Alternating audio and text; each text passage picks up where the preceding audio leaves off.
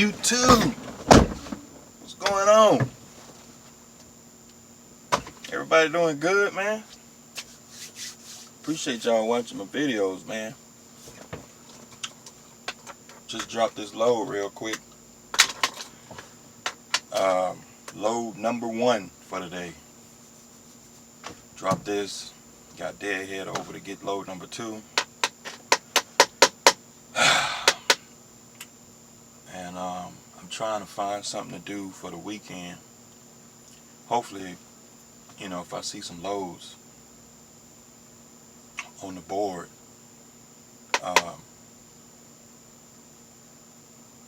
you know, sometime later, if they put some loads on there, I'll run Saturday. If they don't, you know, I'll go home. That's how that game works.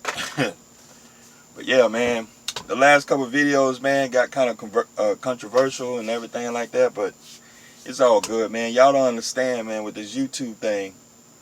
Like I've noticed, a lot of my videos that's got like drama and stuff on it, and you know, anytime like the title has some kind of drama behind it, I get a lot of views off those videos. It just seems like people don't want to watch informational videos. A lot of people do, but most of the time people want to see drama. Like they want to see you fail. You know, they want to hear bullshit about not making it as a lease operator, quote unquote. That's another video I want to make. This thing called lease operator. Like, I know I'm a lease operator, but there's nowhere in my contract that it calls me a lease operator. You know, I've looked at a handful of contracts in real estate, or it could be you doing a franchise or whatever. They don't call contract law, and when you're doing business conducting like between two parties, when you got somebody who owns a business, they don't label people as lease operators. They call them owner operators. They own a business. They conduct a business. You know, they don't call them that. Lease operator and all that other bullshit, that's a street term between drivers. They don't use that term. But anyway, what I want to talk about, engines. I want to talk about engines. You know, like guys, like they want to get a truck and stuff like that. I think I got some videos about this already. But guys, they want to get a truck, right? They want to get a truck. And the only thing they know about a truck is that, you know, you drive a truck and you can make money. But if you're trying to be an owner-operator and you're trying to buy a truck, purchase a truck, and you're trying to own a truck, you need to learn as much as possible about these trucks, how they operate, the motors and all that shit. Like I say, this is why I recommend a Freightliner. Like a lot of guys be like, oh, I'm gonna get a Peterbilt, oh, I'm gonna get a Kenworth and all this. I mean, Peterbilt and Kenworth are the same damn thing. They're made by the same company as PACCAR, but it just depends on your flavor. But just like with Freightliner, Sterling, Western Star, they're all it's the same fucking truck, you know. But the reason why I like Detroit and Freightliner and Daimler Chrysler is just because, you know, the support that you get. And then I know the truck. Most of the companies I've driven for, when I was a company driver, I always driven a Freightliner. I think I drove an International for like 2 years back in like 2007, 2008. Yeah, I think I drove an International for about 2 years. After that, it was just all Freightliners since then. I drove a Peterbilt for a very short period of time.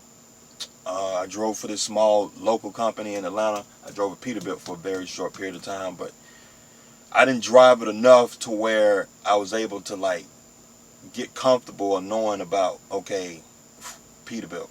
You know what I'm saying? But a lot of you guys may say, oh, well, how can you say that? Because, you know, because I know I'm going to get a troll. But it's cool. Good or bad, that last video where I'm talking about trolls, the first, like after like 10 minutes of dropping that video, video got like 300 views. You know what I'm saying? And as we sit, that video is like almost 700 views. You know what I'm saying? And then a lot of people are commenting on it. YouTube likes that shit. Like, I make money off that. You know what I'm saying? So, like, good or bad, like, come on, bring the trolls. Bring them. You making me money. Like, those last 3 videos where I'm talking about trolls, those are one of my top paying videos thus far. Like, this month will be my highest revenue payout because of those 2 videos. My revenue is up 30% because of that drama, because you guys like drama. But anyway, here's the deal. Like, you got to learn about your engine. Okay, you got to learn about your truck. You got to know, okay, what's an EGR valve? Okay, what's an EGR cooler? What's a seventh injector? Okay, what are these parts on your truck? Okay, and like, what I've learned is, like, okay, after researching and shit, before I actually thought about being an owner-operator, I did all this research when I was company. I looked at a Cummins motor, and then I looked at a Detroit motor, and I came to the conclusion that, okay, a Detroit motor is better, because just the design of the motor,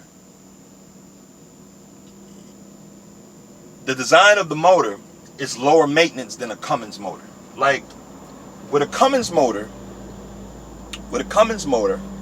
how the design of the engine and the EGR exhaust gases, a lot of those gases are routed behind the motor, depending on which series you're talking about. Because with a Cummins motor, a lot of you guys running around with these Cummins motor, you have to get a cleaning on those engines every 200 to 300,000 miles. You know, you got the map sensor, and when they're blowing through the exhaust gases through the air intake, what it's doing is the carbon deposits are building up inside the air intake. You know what I'm saying? And those Cummins motors are the red Cummins motors. They're very sensitive to clogging, and you have to get them cleaned every 200,000-300,000 miles.